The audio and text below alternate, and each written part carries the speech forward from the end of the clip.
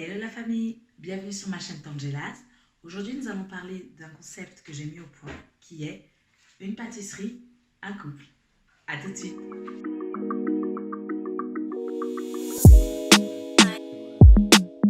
Un sociologue suisse, Jean Keller-Hals, a mis en évidence 5 styles de couple.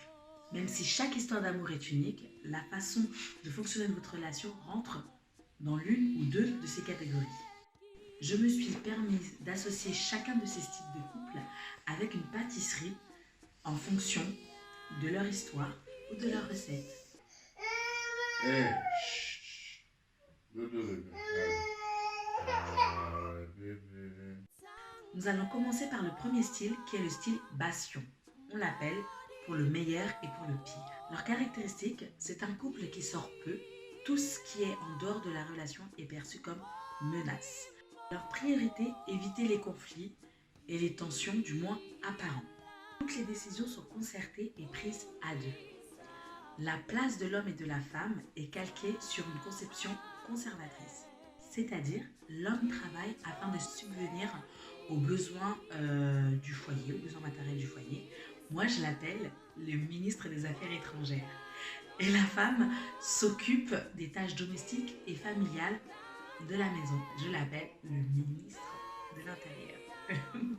Du coup, la pâtisserie qui leur ressemble, selon moi, c'est la tropézienne.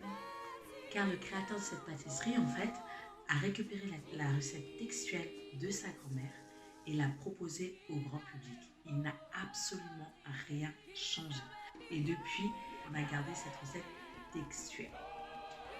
Tout comme le couple Bastion, c'est une recette conservatrice, dans le sens où leur modèle est calqué sur une conception conservatrice, une conception ancienne de l'homme et de la femme.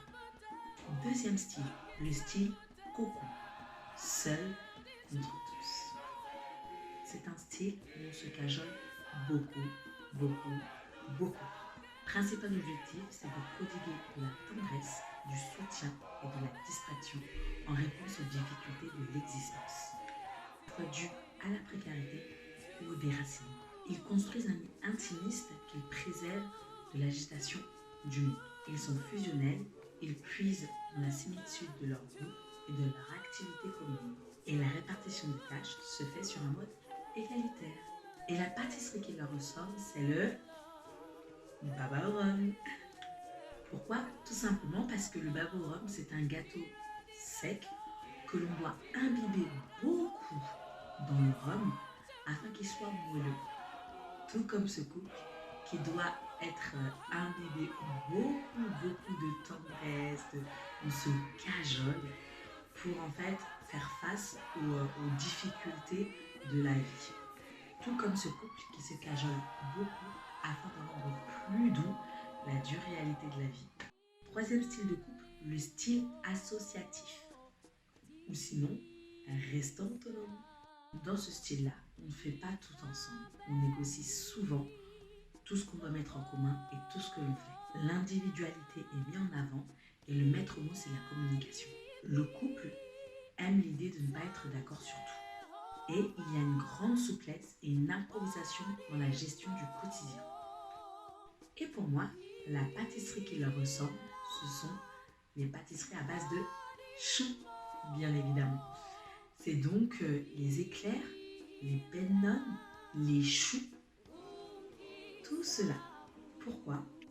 Car on peut les décliner sous différentes formes, différents parfums, différentes cuissons, selon nos envies, mais surtout, on peut les manger rapidement parce que ils sont uniques, en fait, ils sont seuls. On peut les manger comme ça très rapidement.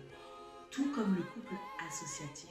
Ils sont très souples, laissent place à l'improvisation et ils ont besoin d'énormément d'activités, de bouger sous différentes formes. Et c'est comme ça qu'ils trouvent leur force, leur amour. Quatrième style, le style parallèle. Ensemble, à défaut de mieux. Chacun vit avec ses propres activités. Il y a une indifférence, voire un mépris de l'autre. Ils vivent l'un à côté de l'autre sans se côtoyer ni même passer de bons moments ensemble. Les règles sont souvent rigides et les rôles sont très bien déterminés. Ce sont souvent des unions arrangées, forcées ou qui restent ensemble par intérêt, par exemple à cause des enfants. La pâtisserie qui leur ressemble, j'ai nommé le Paris-Brest.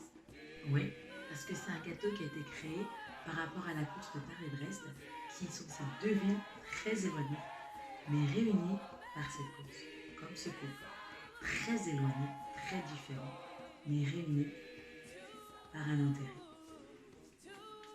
Et enfin, le cinquième style de couple, qui est le style compagnon, c'est la communauté d'abord.